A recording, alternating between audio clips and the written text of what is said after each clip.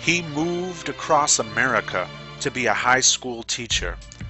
He wanted to make a difference, and they were happy to have this ambitious young man. But he had a secret, a terrible secret. It was a depressed area, a land of little hope in this life, but a world of hope for the next. Modern ruins, these people's homes, dilapidated and derelict, were contrasted by the churches next door, pristine and painstakingly preserved. But this young teacher was no stranger to hardship. The students there are very rough, drug dealers and delinquents. He wanted something better for them. He wanted them to learn, and sacrificed his free time to tutor hopeless cases. And it was a thankless job, with long hours and little pay. Yet he was making a difference. He was a savior. But suddenly, his world changed. One of his students recognized him on the World Wide Web, on YouTube. This man, this teacher, went online and had the audacity to speak of the possibility that God didn't exist.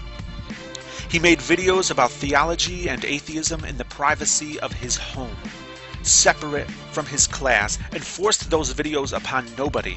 And those videos were watched by nobody except those who chose of their own volition to watch them. And watch them they did.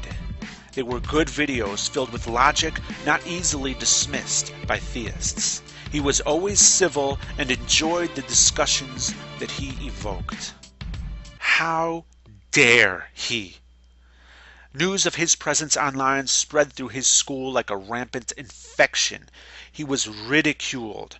They shouted prayers and insulted him. They vandalized his classroom.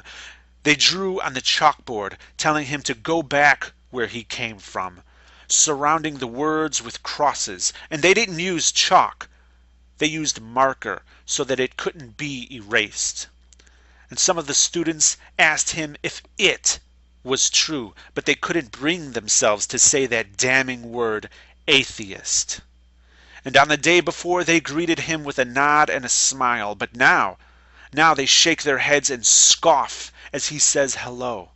They gawk at him as they would an alien creature in a glass cage. He was threatened with hellfire countless times, and they showed no remorse for his impending suffering.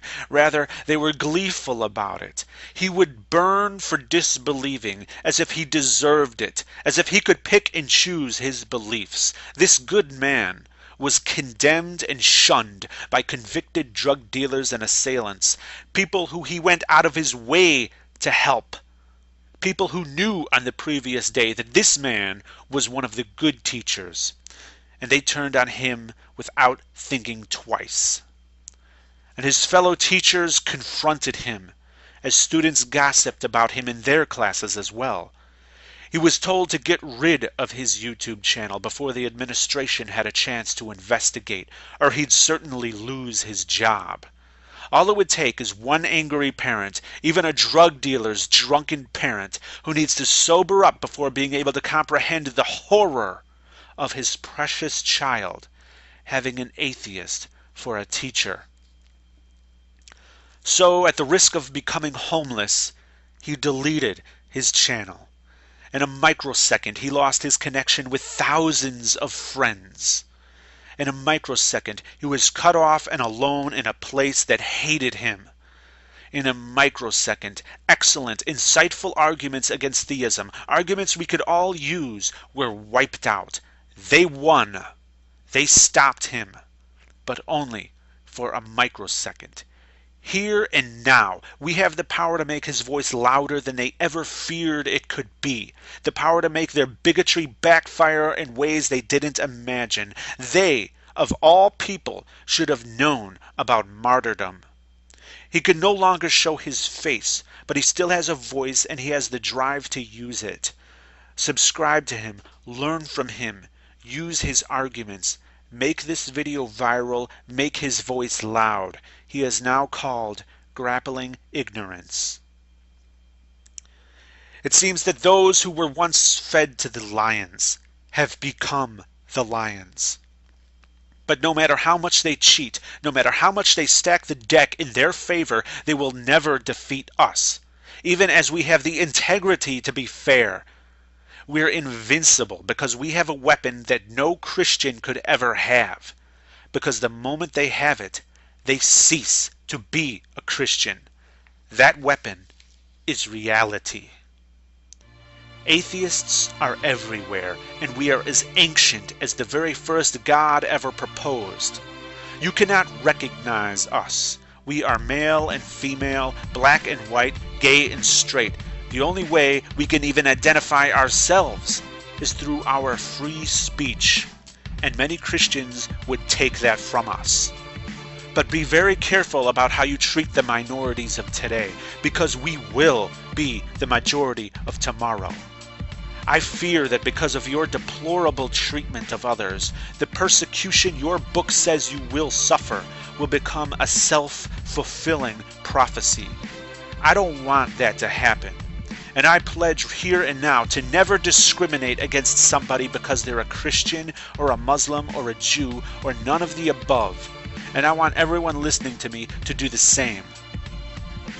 And many of those who are offended by the mere existence of non-believers are willing to throw away freedoms that they claim are God-given and paid for in full by the blood of Christian patriots.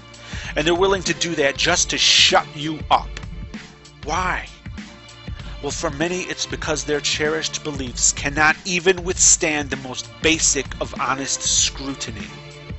And some fear hell, which is nothing more than an ancient system of control for societies that couldn't be properly policed. And some fear change, even when that change is for the better.